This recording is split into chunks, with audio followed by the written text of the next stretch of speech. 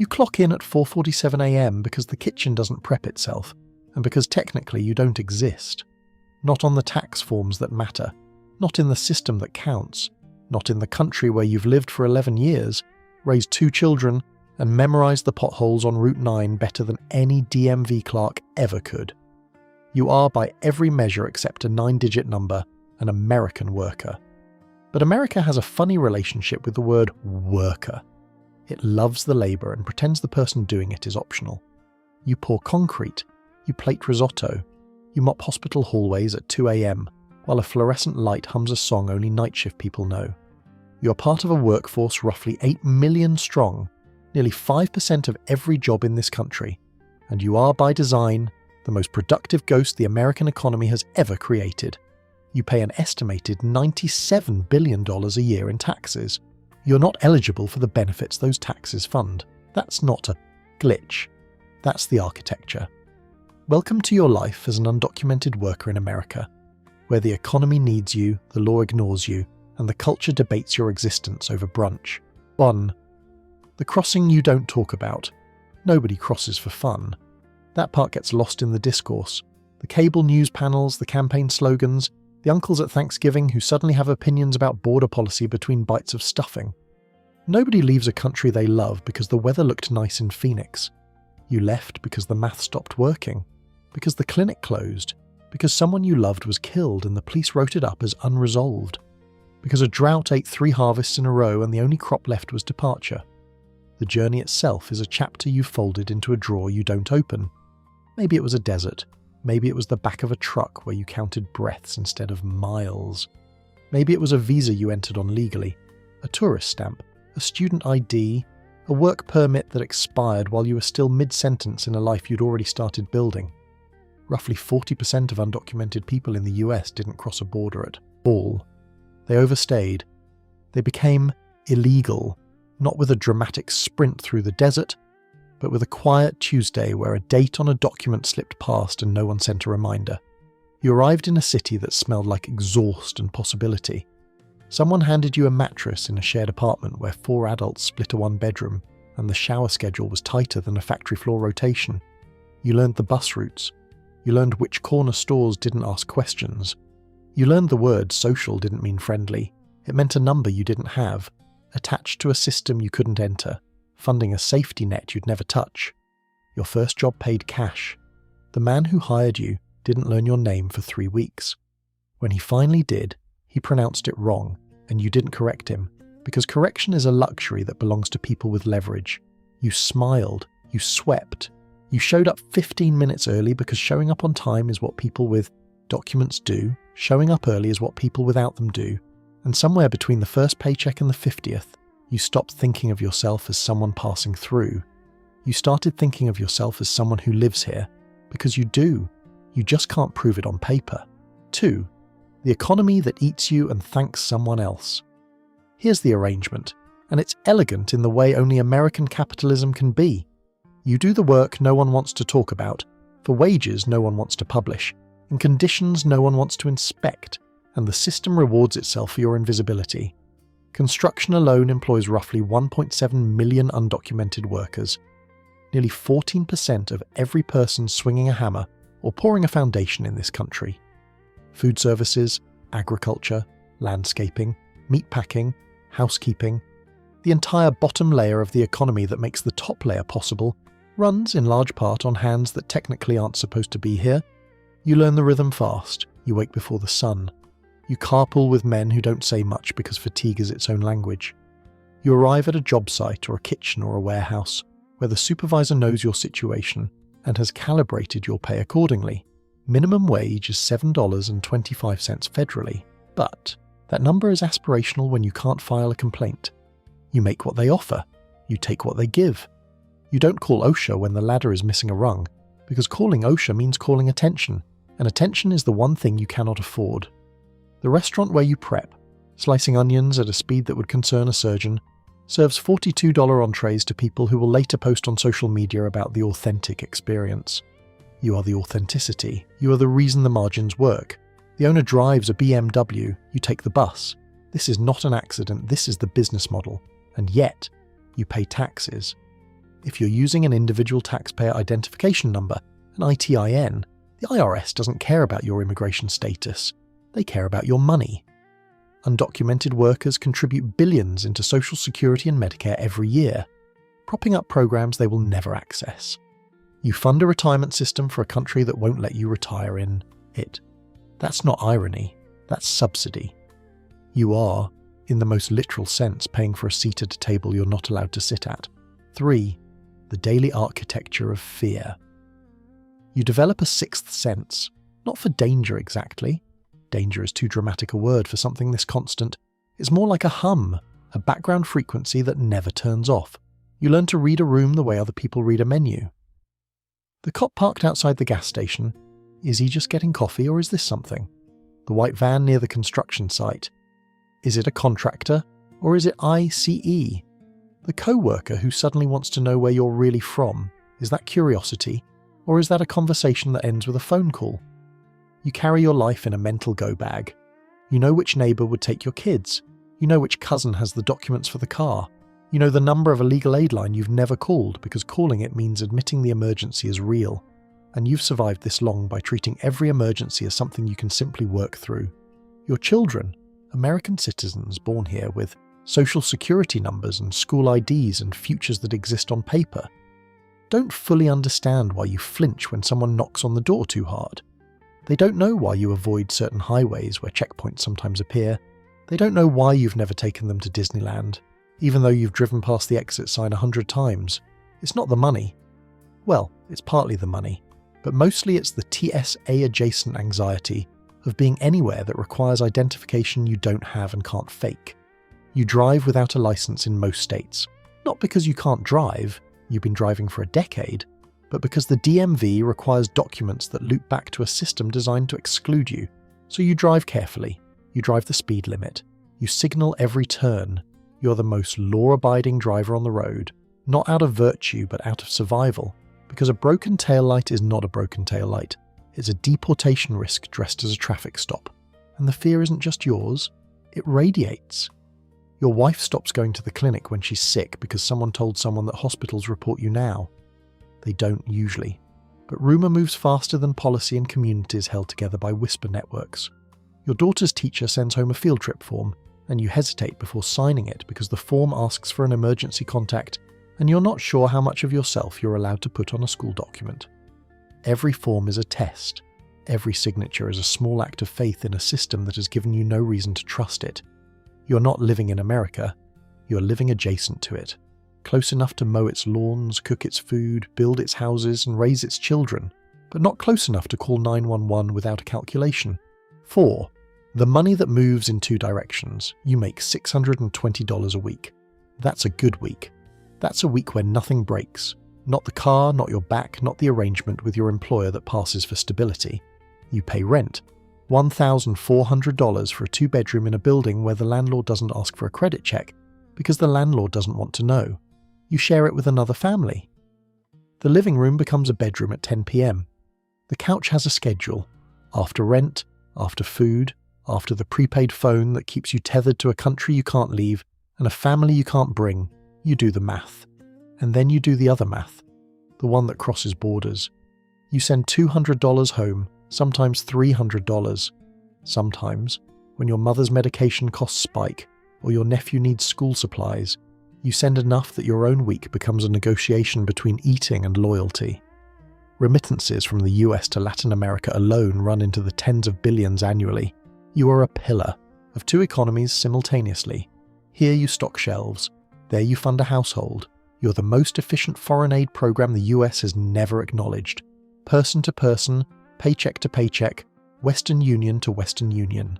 You shop at the stores that don't judge, the tiendas, the dollar stores, the Walmart at 11 p.m. where no one looks at anyone because everyone is tired, and the fluorescent lights are too honest for eye contact. You buy in bulk, you cook from scratch, not because it's trendy, not because a food blogger told you to eat clean, but because a bag of dried beans costs $1.89 and feeds 4 people and doesn't require a rewards card. You don't have health insurance. Only about half of undocumented workers do, and you're not in that half. So you treat injuries the way your grandfather did. with patience, ibuprofen, and denial. When your shoulder started clicking 6 months ago, you wrapped it in a bandage you bought at CVS and kept lifting. You can't afford an MRI. You definitely can't afford what the MRI would find. In America, the uninsured don't avoid doctors because they're brave. They avoid doctors because the bill is scarier than the diagnosis. Your finances exist in cash, not by preference, by exclusion. Some banks will open accounts with an ITIN. Most won't make it easy, so you keep cash in an envelope in a drawer like your parents did, and you understand now that this wasn't tradition. It was infrastructure for people the infrastructure forgot. 5. The children who translate your life. Your daughter is 9. She speaks better English than you, and she knows it, and you know it, and neither of you says it out loud because the power shift is too strange to name. She fills out forms for you. She reads letters from the school district. She once translated a conversation with your landlord about a broken heater, standing between 2 adults, carrying the weight of a negotiation no child should broker. This is the hidden tax of undocumented parenthood. Your children become your interface with the country. They don't just grow up bilingual, they grow up bilateral, 1 foot in your world, 1 foot in the one you can't fully enter. They learn, very young, that their parents are strong and vulnerable at the same time, that mum can work 12 hours on her feet and still not be able to read the electric bill, that dad built someone's deck last summer and can't apply for a building permit for his own. Your son, who is 14, has started to notice things. He noticed that his friend's dad coaches Little League and yours doesn't. Not because you don't want to, but because the background check asks for a social security number. He noticed that college brochures arrive in the mail and you go quiet because you've already done the math on in-state tuition and you know what FAFSA requires. He doesn't say anything, but the silence in the kitchen when the mail arrives is its own kind of conversation.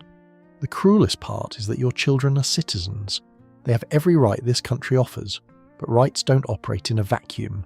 A citizen child with undocumented parents lives inside a contradiction so normalized that no one even names it anymore. They can pledge allegiance every morning in a classroom and come home to a house where allegiance means something different, where loyalty is not to a flag but to a family that could be separated by a single traffic stop on a Tuesday. You want them to have everything. You also want them to never forget where you came from.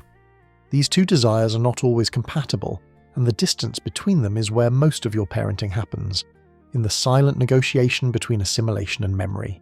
6. The community that holds you and the one that doesn't see you. You live in 2 Americas. The first is the one you've built, the tight, warm, necessary world of people like you. The church basement where someone always knows someone who needs a room. The parking lot where day labourers gather at 5:30 a.m, leaning against trucks, drinking coffee from styrofoam cups, performing the quietest job fair in the country. The WhatsApp group that moves faster than any government agency, who's hiring, who got picked up, which checkpoint is active, which lawyer is real, and which one is just a notario with a business card and a talent for extraction. This community doesn't ask for your papers. It asks if you've eaten. It loans you $200 when your car dies and doesn't charge interest because interest is a concept that belongs to people with bank accounts. It watches your kids when your shift runs late. It teaches your daughter how to make tamales on a Saturday morning while norteño music plays from a phone propped against a salsa jar. It is, in every way that matters, the social safety net that the actual social safety net refused to provide.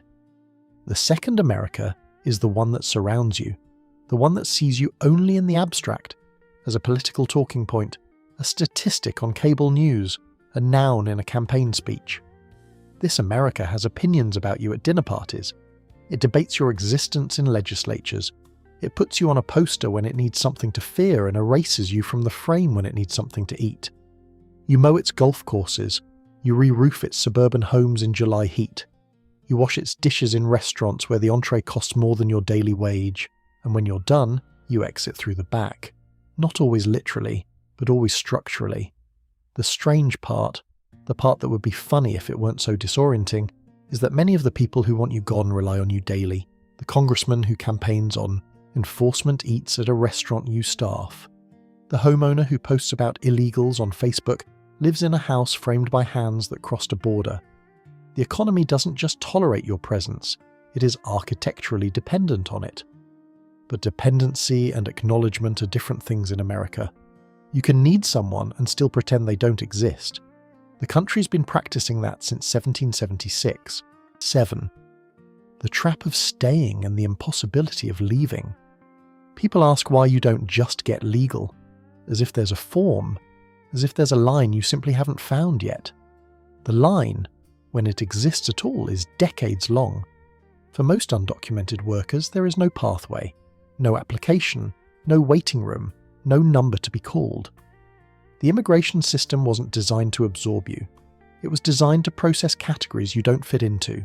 Employer-sponsored visas you can't access, family petitions that take 15 to 25 years depending on your country of origin, asylum claims that require documentation of persecution you fled too fast to collect, so you stay. Not because staying is easy, but because leaving is impossible. Not physically. You could leave, but your children are in school. Your daughter just made the honor roll. Your son has a best friend named Tyler who doesn't know your family's secret and wouldn't care if he did. You've built a life here in the way. The ivy grows on a wall, slowly, stubbornly in the cracks the structure left open. Pulling yourself out now would damage the wall and destroy the vine. And there's the other math, the one nobody talks about in the policy debates. You've already paid. You've paid years of labour below market rate. You've paid taxes into systems that excluded you.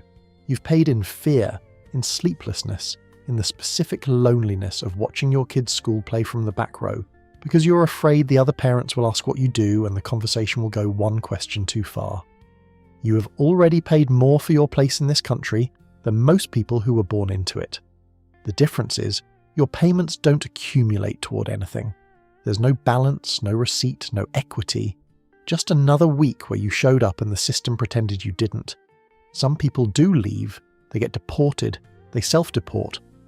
The sterile term for a decision made under so much pressure it barely qualifies as voluntary.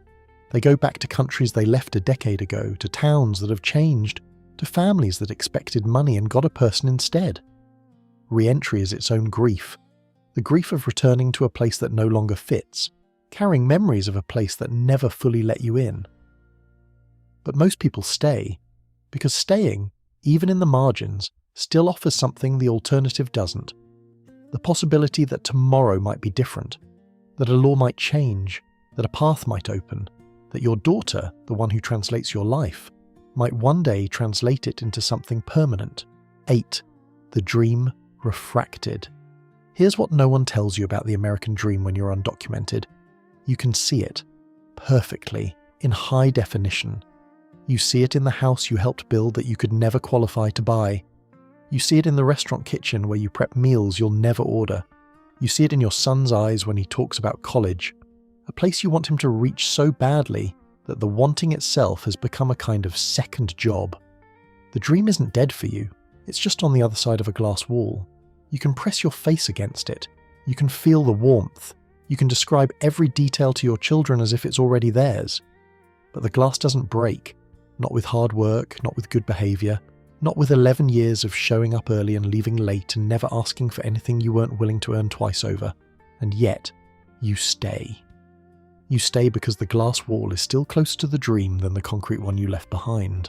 You stay because your daughter is reading at a level that makes teachers pause and pay attention. You stay because your son said, "When I go to college last week," not if. And that single word, when, is the most American thing anyone in your family has ever said. You stay because somewhere between the fear and the work and the cash in the envelope and the bus that smells like diesel and dawn, you built something. Not a life the country recognizes, but a life, real and stubborn and yours. 14 million people in this country live like this, feeding it, building it, cleaning it, holding it together from the inside while the outside debates whether they should be here at all. And tomorrow morning at 4:47 a.m. you'll do it again, because the kitchen doesn't prep itself, and because you are not invisible, you're just unseen, and there is a difference.